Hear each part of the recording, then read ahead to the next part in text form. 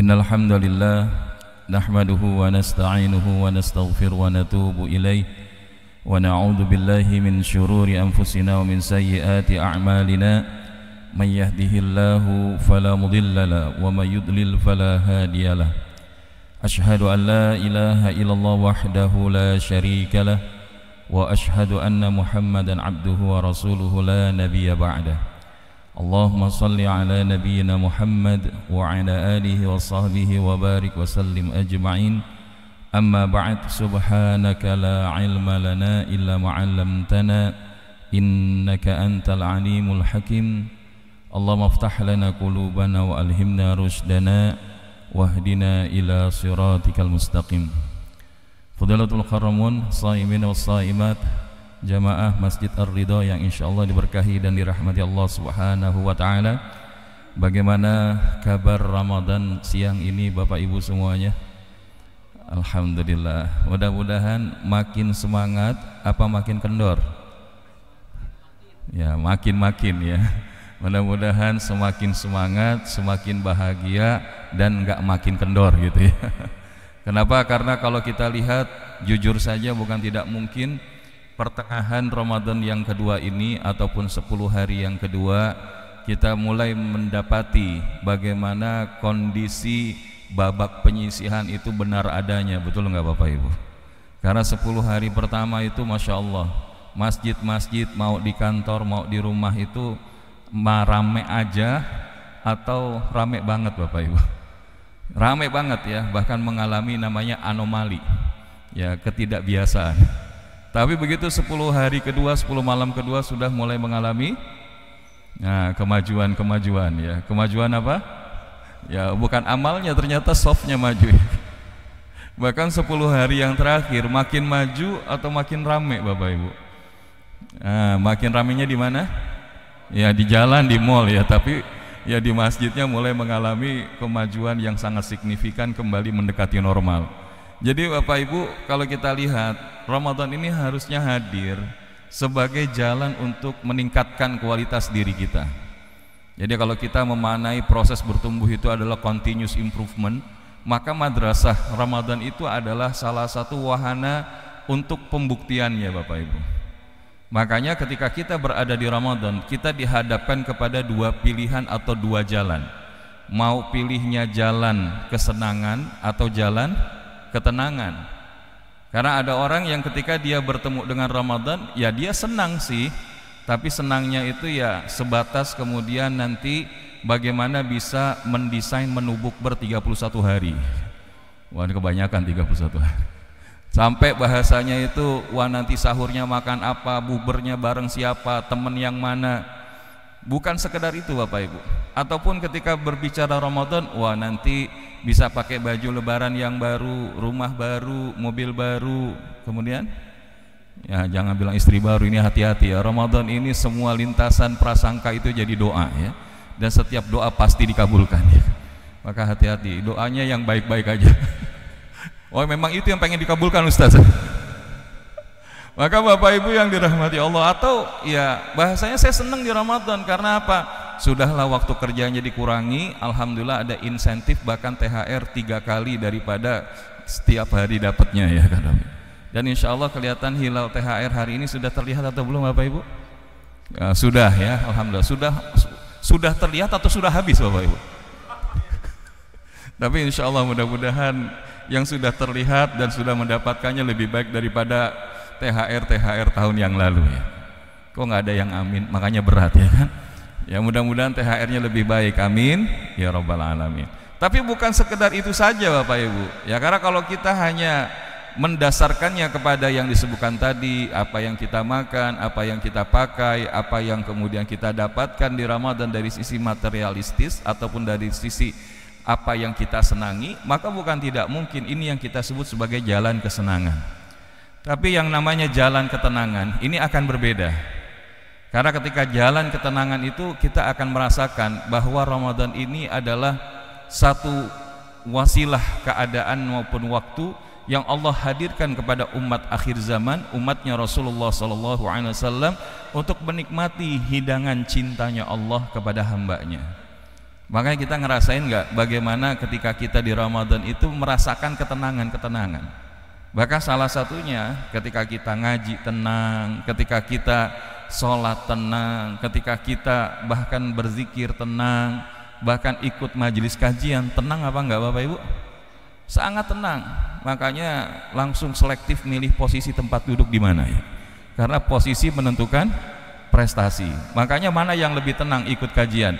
Yang duduknya nyender apa nggak nyender kira-kira? Insya Allah kelihatannya di sini agak susah nyender Ustaz. Paling minimal berbalik ataupun berlindung di depan tembok ya kan. Jadi depannya itu tembok ataupun tiang. Tapi ala kulli hal insya Allah bukan itu semata yang kita cari. Kenapa? Karena kalau kita lihat tabiat dua jalan ini, yang namanya jalan kesenangan itu nggak akan pernah buat kita puas Bapak Ibu. Seandainya seorang anak Adam punya satu lembah emas, tentu dia akan menginginkan dua lembah lainnya. Dan sama sekali tidak akan memenuhi mulutnya merasa puas selain tanah, yaitu setelah mati. Dan Allah senantiasa menerima taubat orang-orang yang bertaubat. Ini adalah merupakan sifat dasar ataupun kebiasaan dasar dari setiap manusia. Pasti punya keinginan. Dan sekarang kalau saya tanya Bapak Ibu, punya keinginan itu baik atau tidak? Baik atau tidak? Baik. Tapi kalau banyak keinginan bagus apa enggak? Enggak. Kenapa? Riweh hidupnya, betul Bapak Ibu? Orang kalau banyak keinginannya repot urusannya. Atau kalau dia enggak punya keinginan, kira-kira bagus apa enggak? Enggak juga. Kenapa? Orang yang enggak punya keinginan itu enggak punya motivasi untuk hidup, betul? Maka oleh karena itu keinginan dikatakan baik selama apa? Sesuai dengan takarannya. Ibarat obat maka sesuai dengan dosisnya. Kalau dosisnya berlebih bisa overdosis, kalau dosisnya kurang maka yang terjadi tidak berdampak dengan izin Allah. Maka oleh karenanya begitu juga keinginan kita. Kalau kita punya keinginan maka selama itu kemudian kita arahkan kepada Allah Subhanahu wa taala, maka ini akan mencukupkan. Tapi kalau hanya bersandar kepada nafsu dan syahwat kita, inilah yang membuat selalu tidak akan pernah cukup. Dan ketika kita melihat di antara sekian keinginan, kita teringat dengan satu kata-kata indah dari Syekh Ibnu Taimiyah rahimahullah, yang kemudian bahasanya kalau ini ditujukan kepada orang-orang yang senang untuk memilih jalan kesenangan. Karena beliau mengatakan sungguh kasihan orang-orang yang cinta dunia. Karena mereka pada akhirnya akan meninggalkan dunia ini, padahal mereka belum merasakan kenikmatan yang paling besar di dunia ini. Maka kemudian ada di antara muridnya yang bertanya, wahai Syekh, apakah kenikmatan yang paling besar di dunia ini? Maka kemudian Syekh Ibnu Taimiyah rahimahullah menjawab, cinta kepada Allah, merasa tenang ketika mendekatkan diri kepadanya, rindu untuk bertemu dengannya, merasa bahagia ketika mengingatnya, dan mengamalkan ketaatan hanya kepadanya. Maka inilah yang kita sebut sebagai jalan ketenangan Bapak Ibu. Karena Allah Subhanahu wa taala berfirman dalam Quran surat Ar-Ra'd ayat 28, Bismillahirrahmanirrahim. Alladzina amanu wa tatma'innu qulubuhum bidzikrillah. Ala bidzikrillah tatma'innul qulub. Orang-orang yang beriman dan hati mereka itu menjadi tenang dengan mengingat Allah. Ingatlah, hanya dengan mengingat Allah hati kita itu akan menjadi tenang. Maka oleh karenanya, kalaupun hari ini kita kalau gitu kita cari ketenangan saja Ustaz, maka juga jangan sampai terjebak. Karena inilah yang kita sebut sebagai unintended side effect. Apa itu unintended side effect? Yaitu satu efek samping. Efek samping daripada apa? Daripada yang paling inti. Karena ketenangan itu hanyalah makmum daripada keimanan dan penghambaan kita kepada Allah Subhanahu wa ta'ala. Maka di titik inilah kita merasakan bahwa yang namanya Ramadan ini adalah merupakan momentum yang penuh kekuatan untuk menghadirkan kembali semangat keberhambaan kita kepada Allah Subhanahu wa ta'ala. Karena apa? Karena ketika kita berada di Ramadan, the ultimate goal of Ramadan adalah menjadi hamba Allah yang bertakwa. La'allakum tattaqun. Insyaallah ayatnya sudah hafal semua. Ya ayyuhalladzina amanu kutiba alaikumus siyam kama kutiba alal ladzina min qablikum la'allakum tattaqun. wahai orang-orang yang beriman, diwajibkan atas kalian berpuasa sebagaimana diwajibkan atas orang-orang sebelum kalian agar bertakwa. Dan yang menarik, dalam satu kesempatan Rasulullah sallallahu alaihi wasallam menyebutkan at-taqwa hahuna, at-taqwa hahuna, at-taqwa hahuna. Takwa itu ada di sini Bapak Ibu. Maksudnya di mana? Dimulai daripada keberadaan hati kita. Dan kalau hati kita itu tenang, hati kita itu tenang, bahagia, damai, maka inilah salah satu di antara pintu awal hadirnya ketakwaan di dalam diri kita. Maka berbicara tentang ketenangan, maka lawannya bukan hanya kesenangan tapi kegalauan. Masalahnya hari ini kita hidup, ada nggak di antara kita yang nggak punya masalah Bapak Ibu? Ada di antara kita yang hidupnya nggak punya masalah? Kalau begitu punya masalah. Yang hari ini hadir kira-kira punya masalah apa enggak? Ya, sedikit apa banyak? Banyakan mana, yang duduknya nyender apa di belakang tembok? Jadi Bapak Ibu yang dirahmati Allah Subhanahu wa taala, biasanya nih kalau ada masalah, coba pilih. Kita respon yang kita hadirkan tetap tenang atau mulai mengalami kegalauan? Galau apa tenang Bapak Ibu? Ya setengah galau setengah tenang ya. Ini jawaban diplomatis. Padahal umumnya kita galau. Jangankan kita, sahabat aja ketika dihadapkan masalah itu beliau mengalami kegalauan. Tapi kegalauannya beda, karena begitu beliau galau menghadap kepada Rasulullah, bertemu dengan Rasulullah. Kadang kalau kita galau larinya kemana? Orang pintar. Padahal jadi orang pintar di negeri kita gampang apa susah? Gampang, karena orang pintar minumnya tolak angin, alhamdulillah. Makanya kalau kita lihat siapa orang yang datang ke orang pintar berarti orang nggak pintar ya. Maka kita berlindung kepada Allah. Ini bedanya. Jadi zaman Nabi, sahabat pun mengalami kegelisahan, kegalauan dalam masalah, cuma mereka bertemu langsung dengan Rasulullah. Ketika bertemu dengan Rasulullah, maka Rasulullah bilang, wahai sahabatku, apa yang sedang kau gelisahkan? Disebutkanlah apa kondisi yang menyebabkan gelisah. Maka oleh Nabi SAW dikasih diantaranya rujukan bagaimana kemudian kegalauan itu diangkat di sisi Allah Subhanahu wa taala. Sehingga yang Allah hadirkan adalah kedamaian, ketenangan, kebahagiaan di dalam hati. Apa diantaranya? Inilah yang kita sebut dengan istilah inner peace, yaitu ketenangan ataupun kedamaian di dalam hati kita. Dan ini adalah didasari dari satu doa Nabi SAW yang kemudian ketika sahabatnya tadi menghadap kepada beliau atau bertemu dengan beliau di dalam keadaan membawa kegelisahan daripada masalah-masalah yang dihadapinya, maka Rasulullah mengajarkan sebuah doa, dan insya Allah doa ini pun menjadi salah satu di antara inventaris doa-doa kita di Ramadan apabila kita sedang menghadapi satu masalah yang berat ataupun apa yang hari ini kita hadapi membuat kita itu rasanya sulit untuk keluar, sulit untuk bergerak, bahkan bisa menjadikan kita orang-orang yang terlalu bawa perasaan, ataupun bahkan kita kemudian stuck dengan keadaan-keadaan tersebut, maka bacalah doa ini. Apa doanya? Rasulullah SAW mengajarkan, Bismillahirrahmanirrahim, Allahumma inni as'aluka nafsan bika mutmainnah tu'minu biliqa'ik wa tarda biqada'ik wa taqna'u bi'ata'ik. Ya Allah, hamba memohon kepadamu jiwa yang merasa tenang kepadamu, yang yakin akan bertemu denganmu, yang ridho dengan ketetapanmu, dan yang merasa cukup dengan pemberianmu. Atau kama qala Nabi sallallahu alaihi wasallam rawahu at-Tabrani an Abu Umamah. Jadi Bapak Ibu jamaah yang dirahmati Allah SWT, dari doa ini kita akan menemukan ada yang namanya 3 rahasia kedamaian hati yang insya Allah bahkan ini sangat relate dengan kondisi kita di Ramadan. Sebagaimana tadi, di antara kehidupan yang kita harapkan di atas muka bumi ini, at the end kita memiliki karakter jiwa yang tenang, bukan karakter jiwa yang kadang tenang kadang nggak tenang, ataupun bahkan yang didorong dengan keburukan-keburukan amarah ataupun nafsu dan dari hawa nafsu yang tidak baik.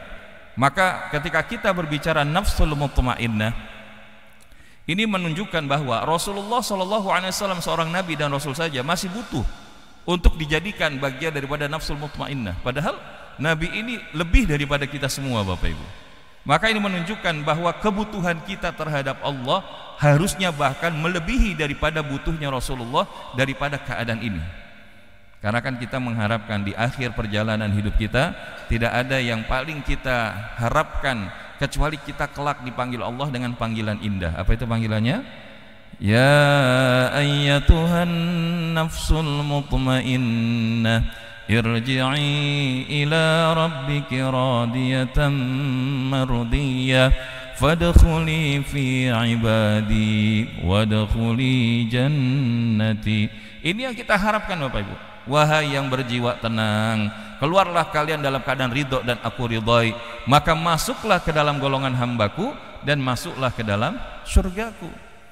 Dan ini Nabi SAW minta kepada Allah, Allahumma inni as'aluka nafsan bika mutmainnah. Ya Allah, ini harusnya menjadi salah satu doa gacoan kita Bapak Ibu.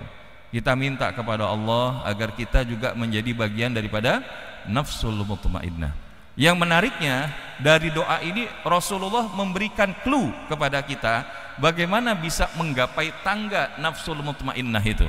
Yang pertama adalah tu'minu biliqa'ik, yaitu yakin bertemu denganmu.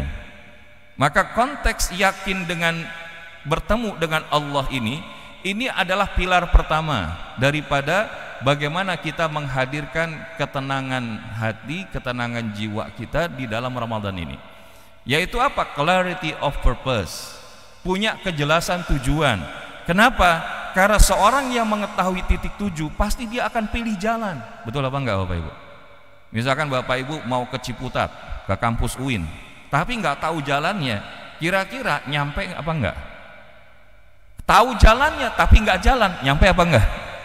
Maka ini yang kita maksudkan, bahwa ketika kita sudah tahu titik tuju, kita tahu arahnya, maka kita akan meniti jalan sesuai dengan arah yang ditunjukkan. Maka begitu juga ketika seseorang itu nggak tahu titik tuju, bukan tidak mungkin dia belum menemukan makna di dalam kehidupannya.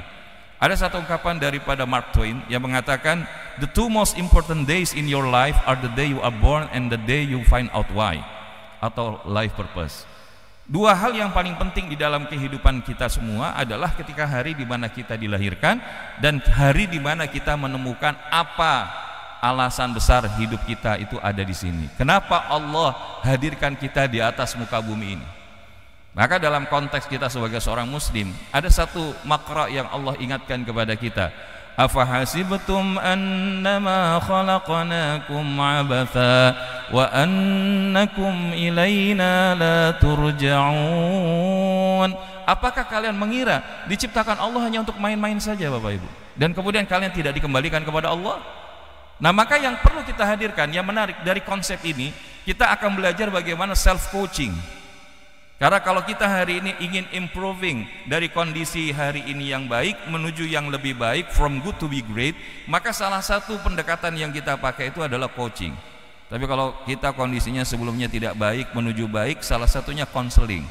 Nah, jadi ketika kita hadirkan self coaching, jadi bagaimana kita mengcoaching diri kita, clarity of purpose ini mengajarkan kita untuk menanyakan ke dalam diri kita, kita hidup dan hadir di atas muka bumi ini untuk apa? Untuk siapa? Jadi kalau kita lakukan, kita ini untuk apa sih ada di sini? Kenapa Allah menciptakan kita? Apakah kita tadi diciptakan hanya untuk main-main saja? Untuk siapa kita hidup? Apakah untuk sekedar keluarga kita, ataupun kantor kita, ataupun dengan apa yang ingin kita capai dalam hidup kita? Dan inilah yang kita sebut dengan visi ilahi atau visi nafsu. Makanya kita minta selalu dituntun oleh Allah Subhanahu wa ta'ala. Salah satunya apa? Ilahi anta maqsudi wa ridhaka matlubi a'tini mahabbataka wa ma'rifataka ya rabbal alamin. Ya Allah, engkaulah maksud dan tujuan dalam hidupku. Ridhomu lah yang hamba cari di dalam kehidupan ini. Karena apa? Apa yang menjadi motivasi di dalam hidup kita, itulah yang kemudian akan kita dapatkan. Dalam satu hadis Nabi SAW menyebutkan, man kanatid dunya hammahu faraqallahu alaihi amrahu wa ja'ala faqrahu baina ainaihi wa lam ya'tihi minad dunya ila ma kutiba lahu. Siapa yang tujuan hidupnya adalah dunia, maka Allah cerai beraikan urusannya. dijadikan kefakiran di dalam kedua pelupuk matanya, dan ia tidak mendapatkan dunia kecuali menurut ketentuan yang telah ditetapkan baginya. Tapi sebaliknya, kalau kita memilihnya adalah untuk urusan akhirat, wa man kanatil akhiratu niyatahu jama'allahu amrahu wa ja'ala ghinahu fi qalbi wa atatsud dunya wa hiya raghimah. Dan siapa yang niat tujuan hidupnya adalah negeri akhirat, Allah akan mengumpulkan urusannya, menjadikan kekayaan di dalam hatinya, dan dunia akan mendatanginya dalam keadaan hina. Inilah yang membedakan seseorang yang memilih jalan kesenangan dengan jalan ketenangan. Karena pada dasarnya kebutuhan dasar psikologis manusia itu adalah P3K. Apa itu P3K? Masih ingat Bapak Ibu? Pertolongan pertama pada kecelakaan, bukan ya kan? Masih ingat yang ini? P3K dalam hidup kita, dalam urusan kebutuhan dasar psikologi manusia itu yang pertama perhatian. Makanya hidup ini kalau kita caper, jangan salah caper Bapak Ibu. Caper itu cuma sama Allah aja, betul apa enggak? Karena kalau cari perhatiannya sama selain Allah, sama makhluk, sama manusia, maka biasanya ujungnya banyakannya bahagia apa kecewa Bapak Ibu? Mencari perhatian selain Allah itu ujungnya bahagia apa kecewa? Bahkan pengharapan kepada selain Allah itu ujungnya bahagia atau kecewa? Maka ini yang perlu kita maknai. Karena yang kita hidup ini lakukan adalah cari perhatiannya Allah, bahkan mencari pengakuannya Allah. Fadkhuli fi ibadi. Ini kalau sudah diakui jadi hamba, wadkhuli jannati, masuk surgaku. Jangan kita diakui, wah kita botol kecap nomor 1 ya kan? Maka kita berlindung kepada Allah. Penghargaan, Allah punya asma asy-syakur, Rabb yang maha menghargai. Maka kalau kita dihargai oleh Allah, sebagaimana di Ramadan, bagaimana semua amal kita itu Bapak Ibu, bahwa setiap amal keturunan Bani Adam itu untuk dia, kecuali apa? Illa shaum, di dalam riwayat lain illa siyam, fa innahu li wa ana ajzibih. Karena puasa itu untukku kata Allah, maka aku sendiri yang akan membalasnya. Itu penghargaan Allah kepada hambanya. Makanya yang kita cari di dalam hidup kita ini adalah bagaimana kemudian kita mendapatkan kasih sayangnya Allah Subhanahu wa ta'ala. Maka bagaimana cara kita berlatih agar kita punya kemampuan berserah kepada Allah? Satu waktu nanti ketika Bapak Ibu berada dalam jeda tertentu, ba'da sholat, tidak ada aktivitas lain, duduklah dalam kondisi rileks, kemudian pejamkan mata, jernihkan hati dan niat dari segala ambisi pribadi dan nafsu. Doa minta dituntun di sisa usia, ulangi doa yang sama dalam berapa hari ke depan. Perhatikan apa yang akan Allah ilhamkan untuk kita.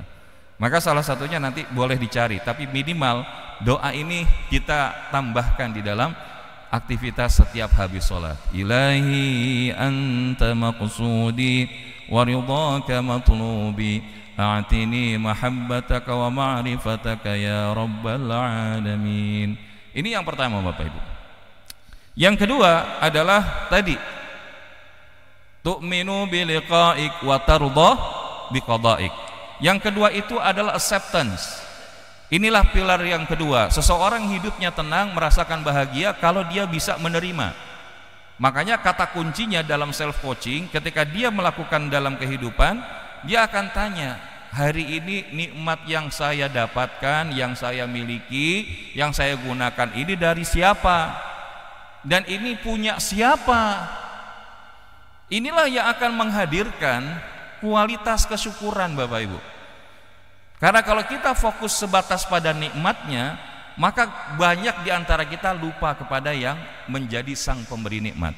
Tapi siapa yang dia fokus dia kepada sang pemberi nikmat, maka pasti setiap nikmat apapun menjadi indah. Contoh, kalau kita puasa itu waktu yang paling dinantikan apa Bapak Ibu? Waktu apa? Azan maghrib, betul?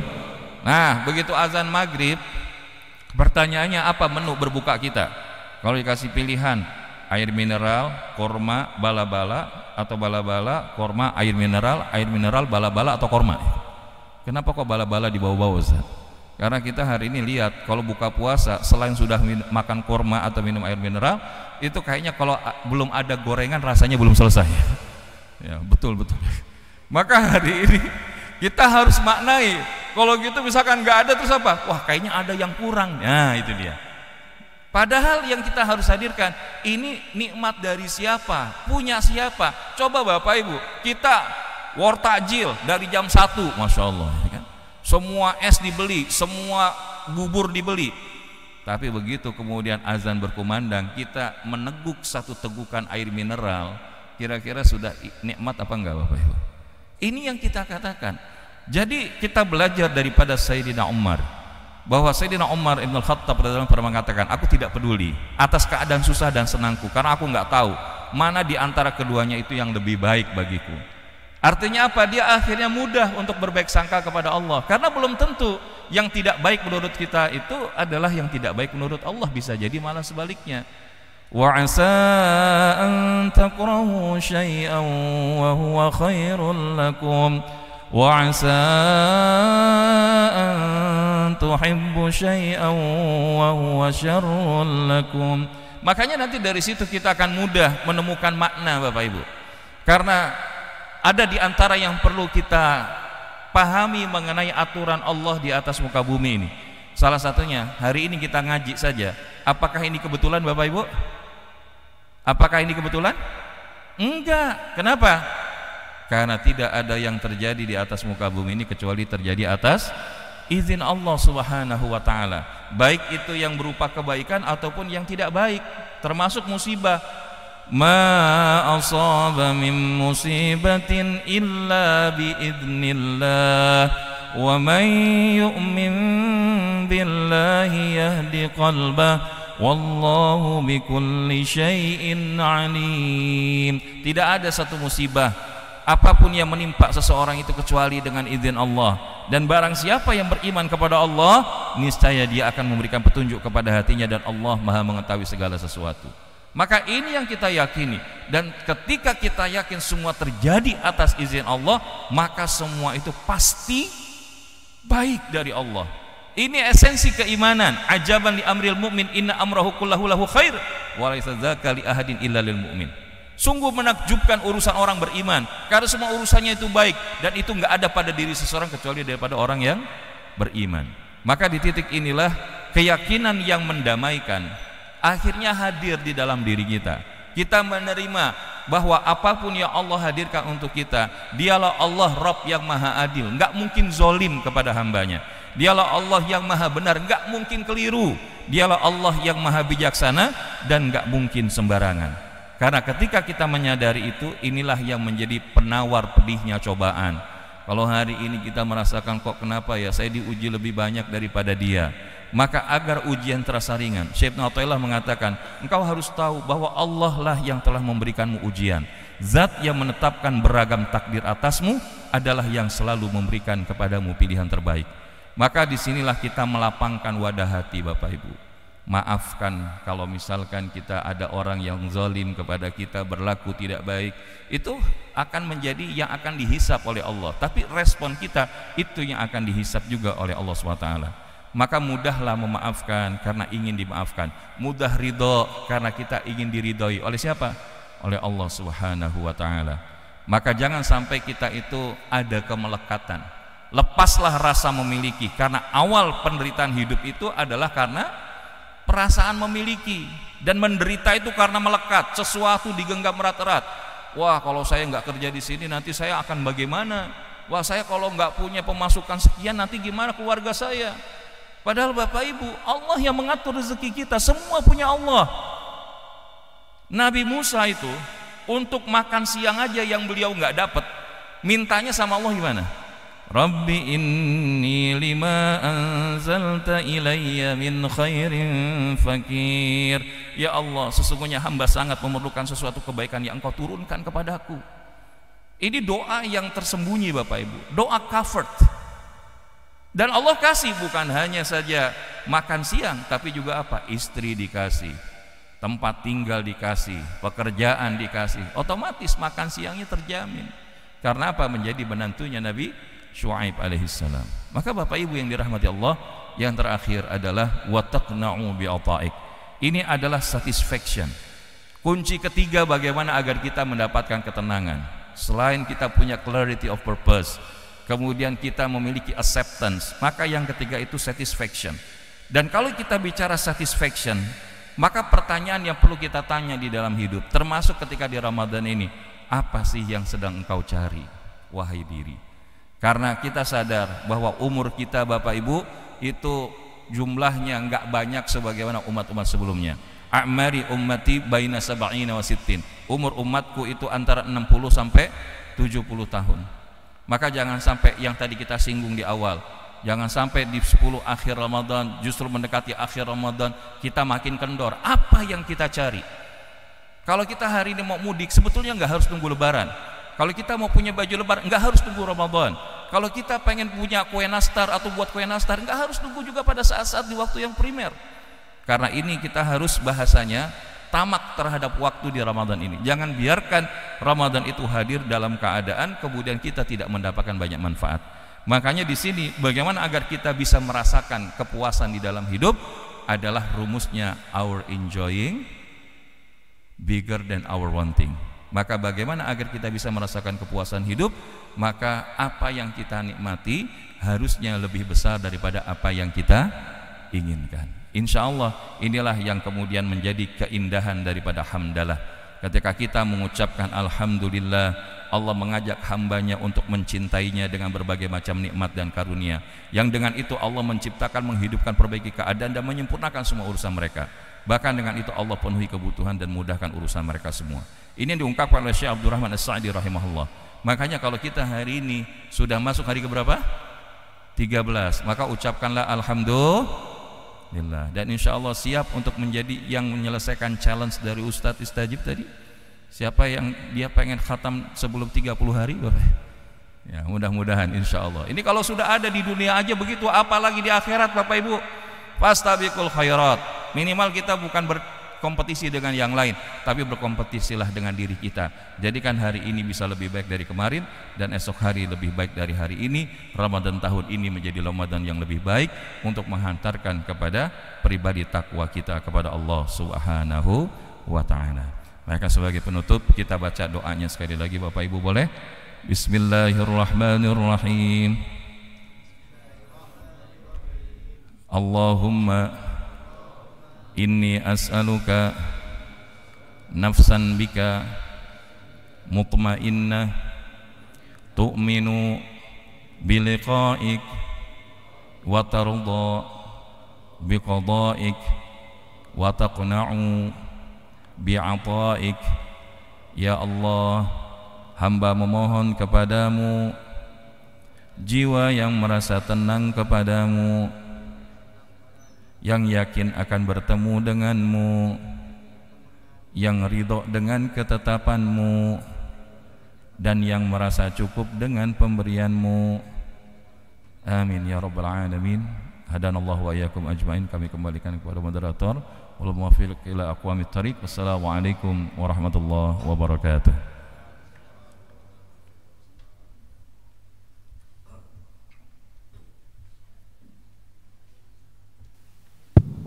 Terima kasih kepada Ustadz. Mari kita tutup dengan doa kifaratul majlis. Subhanakallahumma bihamdika asyhadu an la ilaha illa anta astaghfiruka wa atubu ilaik. Assalamualaikum warahmatullahi wabarakatuh.